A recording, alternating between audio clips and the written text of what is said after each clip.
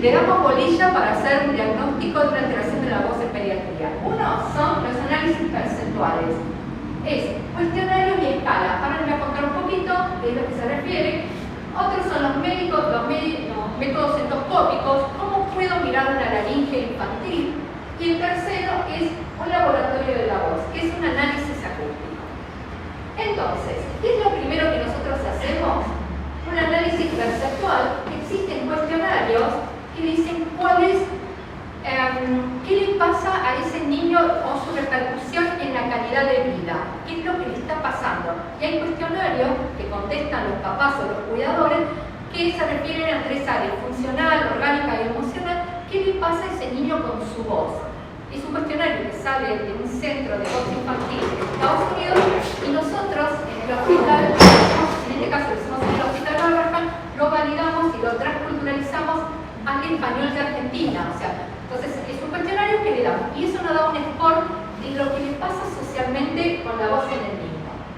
También vimos, este sería el cuestionario, pero también empezamos a realizar también otro score muy interesante que acá contestan los nenes entre los 8 y los 15 años. Entonces, ¿qué es lo que le pasa él con su propia voz? Porque muchas veces te dicen, la mamá, por ejemplo, este niño le dijo, yo te traigo la consulta. Y le digo al nene, ¿qué te pasó con tu voz? Nada. Desde que comenzó su lenguaje tiene esa voz. Nada.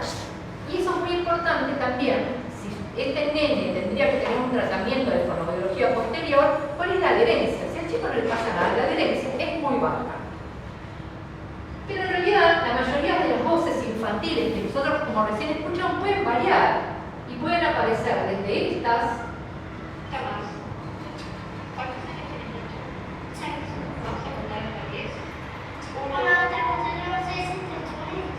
No son tan severas, o por ejemplo,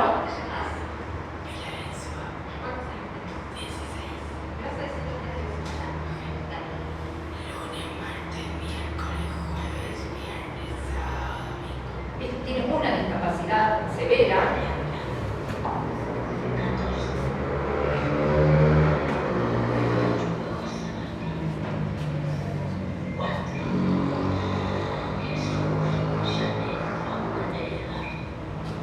Correcta.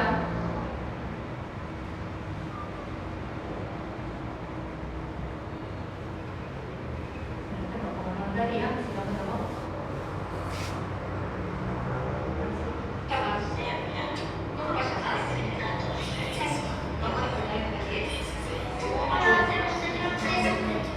Perdón, yo ando apuntando. Este es el coro.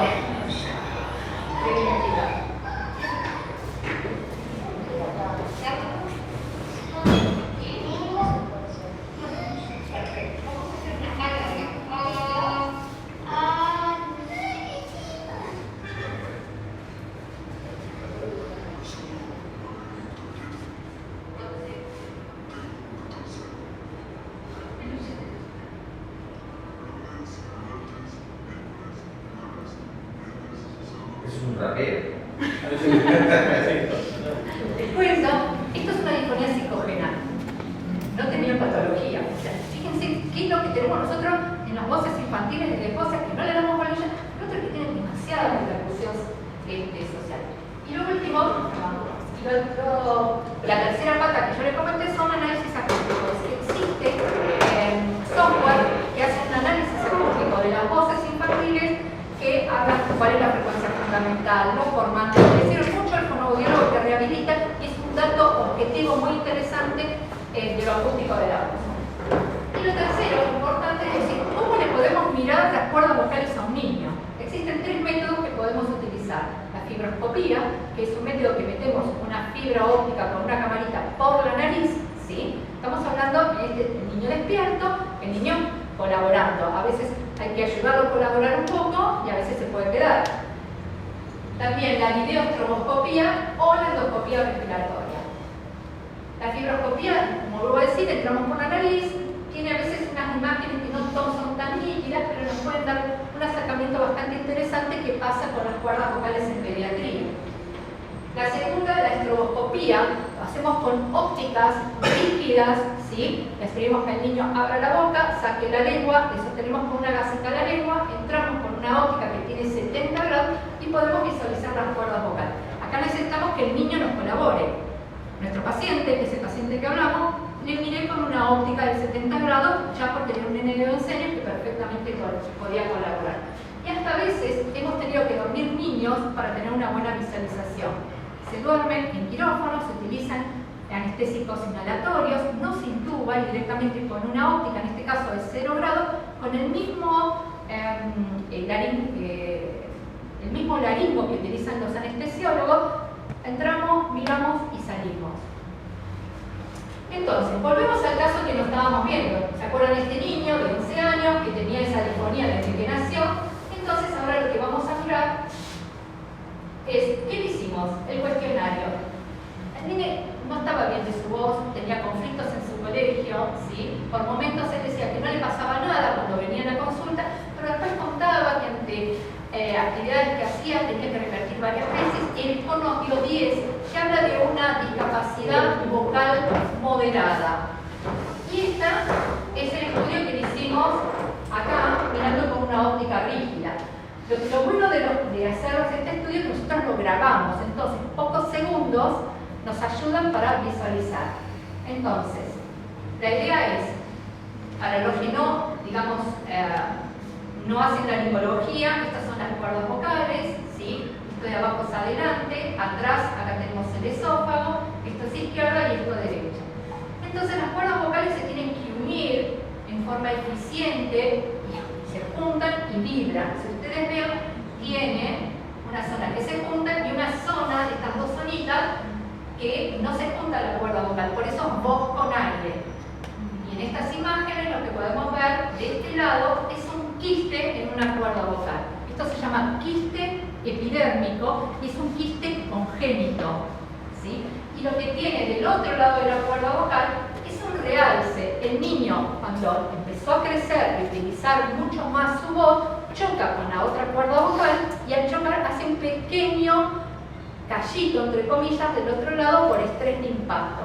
Entonces, estos quistes, ¿sí? Nosotros les llamamos alteraciones estructurales mínimas, son de nacimiento, hacen entender esta disfonía desde el nacimiento y uno también ahí tiene que evaluar las posibilidades de ser quirúrgico o no.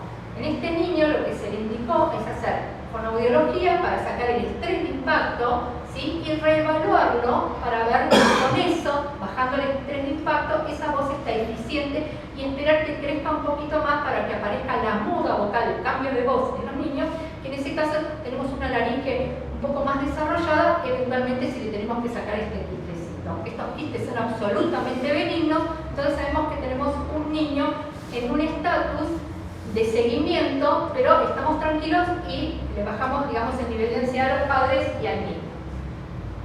Pero acá lo que me interesaba de este caso, que es un caso que uno puede decir, bueno, es un quiste de cuerda vocal, que nos hace comprender qué pasó en esta disfonía, este niño que consulta acá, pero esto nos llama la atención para básicamente los pediatras, los neonatólogos y los obstetras, porque nosotros vemos muchas patologías en relación a la voz. La más común que vemos son los nódulos de cuerda vocal. Es el típico nene que tiene una voz divina, normal, y empezó a hacer fútbol, por ejemplo, o las nenas hacen teatro musical, empiezan otra exigencia vocal, entran en disfonía. Entonces quiere decir, por estrés de impacto, hacen un engrosamiento del borde libre que se llaman nódulos de cuerda vocal, que la fonoaudiología es la solución. Esta es la patología más frecuente que nosotros vemos en pediatría. Existen membranas laringias que los neonatólogos ya escuchan. Es un niño que ya sale con un llanto muy apagado, un llanto difónico, y también hay que mirarlo con un fibroscopio, puedo hacer un diagnóstico. Las membranas laringias, algunas son quirúrgicas y otras no, depende del grado. Parálisis de cuerda vocal. Los bebés que después de una cirugía, de una corrección, de una cortación de aorta y demás, que pueden quedar con una parálisis de cuerda vocal, ahí también intervenimos nosotros. Las alteraciones estructurales mínimas, como estos quistes, pero me quiero detener en una patología, que si bien yo, gracias a Dios, lo he visto acá, pero estamos viendo y mucho, que son las papilomatosis laringeas. ¿Qué estamos viendo nosotros? Esas lesiones epiteliales exofíticas en las cuerdas vocales, ¿sí? Nosotros tenemos esta prevalencia, que es una prevalencia muy alta, y es una prevalencia que compartimos en Latinoamérica. Y la transmisión son del HPV en canal de parto, por las aspiraciones de esas mamás, esas secreciones que tienen canal de parto, que no fueron controladas en su embarazo y que el niño aspira en el canal de parto. Dato importante, el bebé no nace y empieza con la disfonía. Entre los 2 y los 5 años aparece la disfonía. Si nosotros encontramos una disfonía con diagnóstico de papilomatosis después de los 10 años, no pensamos en transmisión transvaginal, estamos pensando en abuso. Nosotros tenemos niños abusados con HPV, ¿sí? En cuerdas vocales grandecitos por esta vía de transmisión. Y lo más importante es que cuando empieza con la disfonía no tiene los periodos de voz normal, no es el tipo el nenito que va al pelotero y se queda difónico y después recupera, ¿sí? O en este caso si fuera un adulto, la docente que tiene muchas horas y se le cansa la voz y recupera. Estamos hablando que no tiene periodos de voz normal. El curso es impredecible, es la tendencia a la recurrencia y la diseminación intralaringia. La papilomatosis infantil es una enfermedad sumamente recurrente. Yo tengo niños que he metido quirófano 100 veces para sacarle papilomas, ¿sí?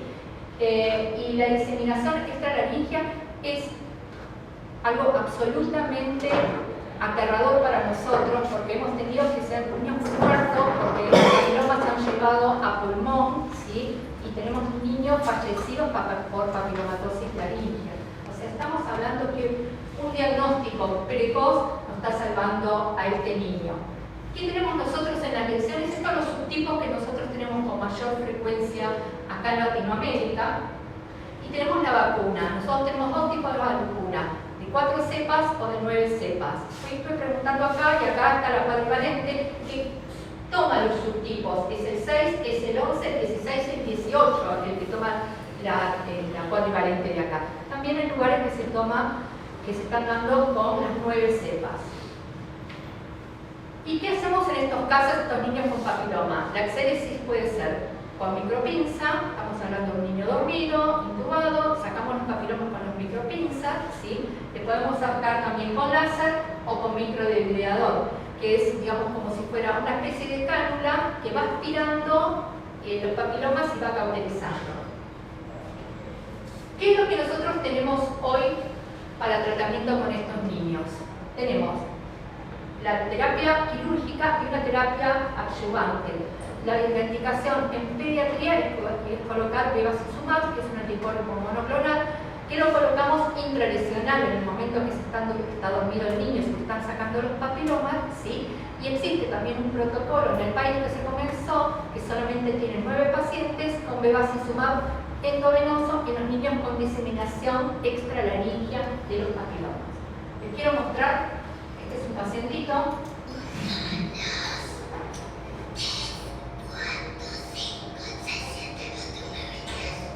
No difiere tanto de estas disfonías que nosotros escuchamos al principio, ¿sí? Entonces, fíjense qué importante es dejar un nene decir, yo a este nene, no importa, ese nene gritó, nene no grites, ¿sí? Y dejarlo o saber hacer un diagnóstico precoz de esta laringe con papiloma. Esta es la laringe de este niño que se llama Urbano, que tiene alrededor de 10 cirugías hechas, que el diagnóstico se hizo a los 2 años, y este soy Urbano hoy.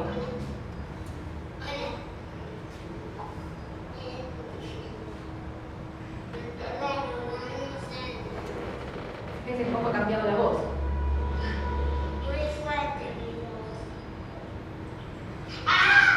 Y esta es su cuerda vocal sin papilomas. Después de esta imagen volvió a ser papilomas y volvimos a colocar el bevacizumab, etcétera, etcétera. ¿Sí? Entonces, la idea mía era hoy contarles un caso que ingresó al consultorio de otorrino infantil en este hospital, un caso de disfonías. Casi es un caso frecuente de consulta de disfonías que pudimos hacer un diagnóstico precoz para hacer un diagnóstico de un quiste epidérmico del cuerdo vocal. es un niño que se llama Ezequiel Lechuga, ¿sí? De 11 años, que lo tenemos en seguimiento, ¿sí? Y lo más importante es poder cerrar diciendo que la disfonía infantil existe, nosotros podemos hacer diagnósticos precoces y tenemos métodos para cada edad. No hay que esperar que el niño crezca para hacer un diagnóstico. Existen métodos adecuados para cada edad. La importancia del diagnóstico precoz y el trabajo del equipo interdisciplinario, que creo que es por donde se dirige este hospital en este aspecto. Así que muchas gracias. Abierta la pregunta.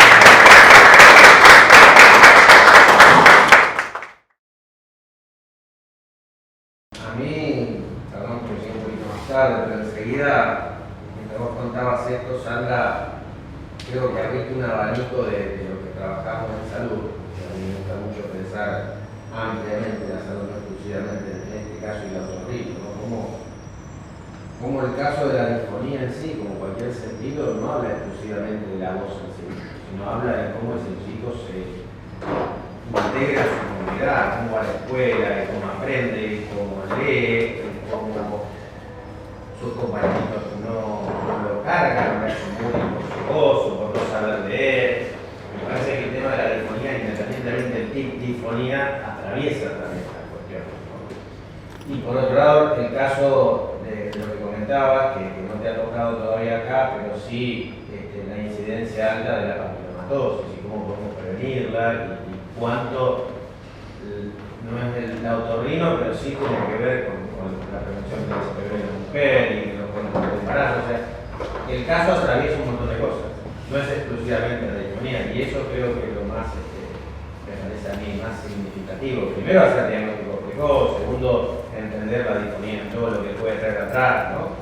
Pero también enseguida yo me preguntaba, bueno, aparte de que el chico tiene una disfonía, después atrás de eso hay un chico que va a una escuela, que tiene que aprender, que tiene que vincularse, que tiene que hablar con otros, que no tiene que, los otros lo tienen que entender, y hay todo un atrás, me parece, de la disfonía y de lo que me contaste. Creo que a mí me deja un montón de puertas abiertas, y lo que decimos siempre, si como médicos nos vamos a quedar exclusivamente en un síntoma o en una enfermedad orgánica y no vemos en todo, nunca nos vamos a poder trabajar integralmente. A mí me da esa enseñanza. Esa cuestión interdisciplinaria es tener, como vos decís, esa cabeza alerta y esto que tiene que ver con la comunidad también es sumamente importante. Hoy estamos viendo nosotros también esos bebés que antes digamos, con los 900, con los 800 gramos, con los 1000 gramos, esos prematuros que antes no pasaban. Hoy tenemos mucha estenosis subglótica por intubaciones prolongadas, esas intubaciones con intubaciones prolongadas y traqueostomía. Nosotros estamos viendo todo lo secuelar de la voz, que son las voces aberrantes, como esa niña que parecía una voz. Ella me decía, a mí me dicen que soy la bruja de Rawson, ¿sí? Y no estaba escolarizada, porque todos corrían y se despegaban esta nena. Entonces, en vez de fonar con las cuerdas vocales, hablan con la parte de arriba de las cuerdas vocales, como lo que a la gente que le sacan la laringe empieza a hacer algún tipo de fonación que se llama supraglótica, y la repercusión social es severísima. Y después el tema infectológico y cómo atraviesa toda la parte de controles ginecológicos y demás. Me parece que esto es una población que uno tiene que estar muy alerta y que la otorrinolaringología infantil en realidad es un poco más de mirar otitis y amígdalas grandes y que habla de un universo más amplio y más interdisciplinario. Y en relación a esto me surgen dos preguntas. Una, absolutamente la especialidad. ¿Cuántas veces podés intervenir esa cuerda vocal si ya generaron un daño irreparable o que ya no tenemos vuelta atrás? ¿Vos podés hacerle 55 intervenciones a esa papilomatosis y que haya secuelas? Yo lo que tengo de jefe de endoscopía de Garrahan tiene un niño que tiene alrededor de 170 intervenciones, quedan seculares, quedan con cicatrices en la cuerda vocal, y es como nivelar hasta que no estaba el bevacizumab, se estaba un poco sidofovir y resultados biológicos en pediatría, pero uno está tan atrás de que no se disemine. Pues chicos, hoy con el bevacizumab endovenoso hay muy poquitos pacientes en todo el mundo, pero es muy complejo, tenés un chico que se va a morir. uno a veces peca de intervenir mucho más la cuerda vocal, aunque dejes una cicatriz. Y después hay terapias fonoaudiológicas que nos ayudan para que esa cicatriz se ponga más flexible. Le damos, por ejemplo, vacunación precoz. Aunque tenga 2 años, ya entra en la vacunación. Por ejemplo, como dato, se vacunan aunque tenga 2 años, como también parte del tratamiento, ¿sí? Es bastante interesante eso. Pero creo que por la estadística que nosotros seguimos viendo todavía, estas niñas vacunadas a los 11 todavía no crecieron lo suficiente para poder ver el resultado de la vacunación de estas niñas de 11. Entonces todavía estamos viendo todo el coletazo de las no vacunadas. Esperemos que dentro de unos años esto sea una anécdota, pero ahora tuvimos el Congreso Panamericano y es un mal de Latinoamérica, en realidad, de la papilomatosis y la búsqueda de recursos para poder solucionarlos en los niños. Es una patología mucho más severa que en el adulto, mucho más severa. Y la segunda es, en nuestro hospital, el equipo de otorrino y fono están recibiendo consultas apropiadas, inapropiadas, muchas, pocas, internas, externas. Nosotros con la licenciada María Silva estamos abriendo un espacio, ¿no? Tenemos una interrelación con neonatología fantástica y estamos haciendo mucha patología.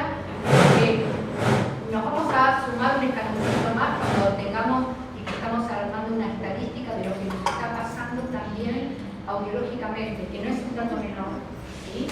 Ya tenemos algunos resultados que nos hacen pensar de la severidad de algunos niños que nacen con hipercifis congénita, etcétera, que queríamos esperar un poquito más para dar una estadística semestral por lo menos y contarles qué es lo que estamos viendo.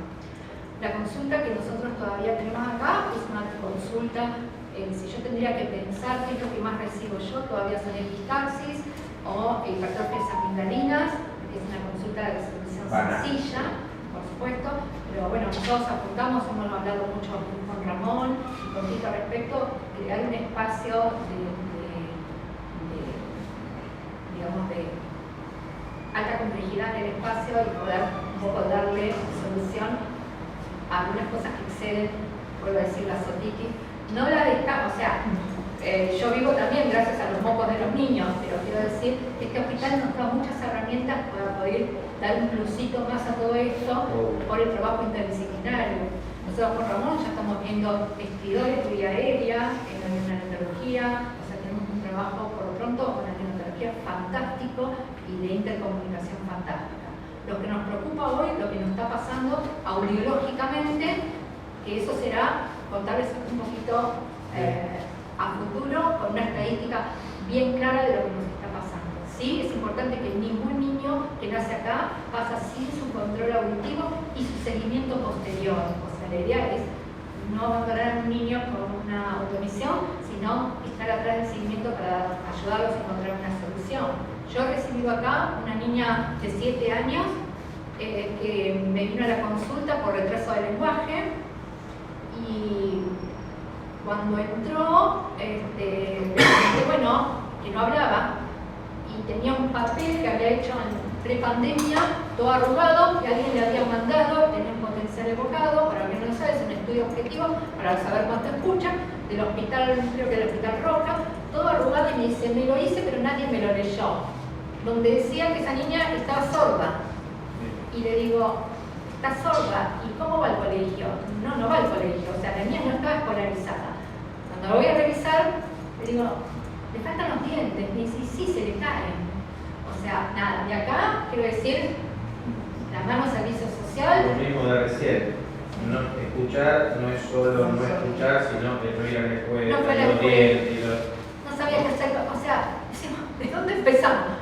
Por suerte, acá contamos con la parte del servicio social, que nos da una mano fantástica, y decir, carne de discapacidad auditiva, cómo buscar un banco de audífonos que uno puede, o sea, buscarle todo, y a nosotros nos gusta hacer ese tipo de medicina, no nos gusta la medicina de sentarnos y dar una moxilar, así que... Qué bueno escuchar eso. Y una pregunta más. Ramón y Judith te pagaron para que hables bien de esto. Por lo menos. Porque el pediatría no habló, entonces no voy a preguntar. Habló de Ramón, trabajo social. No, en serio, perdón, estamos preparando, digamos, como para hacer la presentación de lo que es el screening auditivo en general. Y como dice Sandra, digamos, lo que más nos preocupa que, digamos, la mitad se va con el screening hecho y la mitad lo perdemos entre que no se lo podemos hacer porque no coinciden los días de acá, después viene por consultorio y tenemos la agenda con turnos explotados para adelante a 2 meses y pico. O sea, estamos en el límite de lo legal de alguna manera con el screening auditivo. Y Sandra y María reciben chicos sumamente complejos de la zona, no que hayan nacido acá. Tenemos que le pasan 500 cosas como el resto de las especialidades, pero ahora tienen dónde ir a golpear la puerta, ¿viste? Pero tenemos que pensar qué respuesta poner. Sí, Claro. creemos que sí, que hay pacientes para crecer y darles una solución. Y Sandra va a empezar a tener charlas con la gente de pediatría. Claro, lo que hablamos Claro, es eso es lo armar otro. un espacio donde es la urgencia otorrinolaringológica, hacer unas clases por video para que lo tengan, cosas que hemos hecho nosotros en la Asociación de Otorrino Infantil, y acercarse a la patología muy fácil, decir, epistaxis, ¿qué hago? ¿Qué no hago? ¿Qué no soluciono? O sea, algunas cosas, algunos tips que nos parecen importantes desde el médico general o el pediatra, digamos, para poner más eficiente la derivación, para que, bueno, Aparte me parece muy prudente, muy inteligente lo que decía Sandra, sin desmerecer el moquito y la otitis común y la hipertrofia amigdalina, pero como esto puede ser manejado inclusive a lo mejor en niveles de menor complejidad y optimizar los servicios de favor, cosas más complejas. exactamente. Que no quiere decir que uno no le va a dar morilla a la otitis media, pero dentro de todo eso que tenga una capacitación. Pediatra general que pueda manejarlo hasta que se le complique y que otorrino se dedique más a cosas complejas, como esta que comentaste, a mí son las cosas que me duele el corazón rápidamente, esta chica de 2 años con diagnóstico de sordera no tratada, no solo no tratada la sordera, no tratado toda su realidad y todo su beneficio y demás. Y eso son cosas que...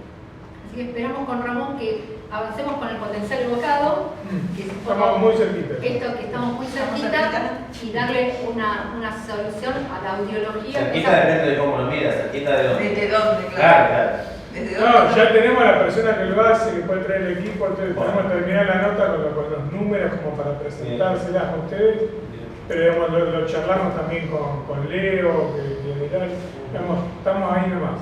Digamos, lo más difícil que era conseguir la persona que pueda y quiera venir y que tenga equipo, ya lo tenemos. En el tema con el screening, que se abre un pool de pacientes que después es inconmensurable y lo tenés que contener, porque lo que vos estás... Además en la zona no hay, digamos, tampoco, entonces también nos van a empezar a invocar de afuera un montón, o sea, es una canilla que tenés que ir regulando. El equipo de potencial evocado en el oeste del conurbano, en el costado los hacen los neurólogos, que a nosotros no nos gusta porque no es el estudio que nosotros necesitamos. ¿Cómo se llama que está acá en la tablada? No, en el niño de San Justo no se hace, en el Balestrini empezaron, pero nunca recibimos una vuelta, por lo cual creemos que no están haciendo. No vuelven con el No están haciendo. Papá se entiende que tienen que volver. Porque si volvés cuando tenés el papel y los resultados, venís, tal día volví a la puerta, no sé más. Entonces yo creo que en lo sucesivo que estos niños que empezaron a crecer ya y que tenemos ya diagnósticos presuntivos de hipoacusia, empezarles a darle una solución precoz. Por lo pronto tenemos ganas, nosotros tenemos, así que tenemos equipo, tenemos ganas, así que está acá ya. Muy bien, Liz.